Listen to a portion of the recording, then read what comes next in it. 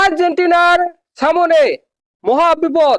Argentina বয়ে থর করে কাঁপতেছে। আর্জেন্টিনা ভয় পায় না।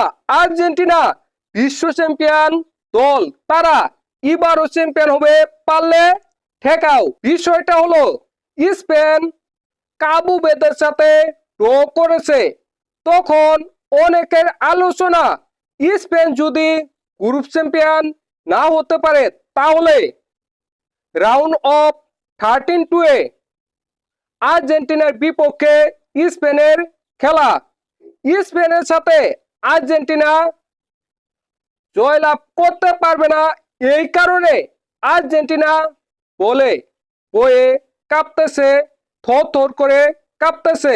আর্জেন্টিনা যদি স্পেনকে না হারাতে পারত তাহলে বিশ্বকাপ 2022 কিভাবে চ্যাম্পিয়ন হলো।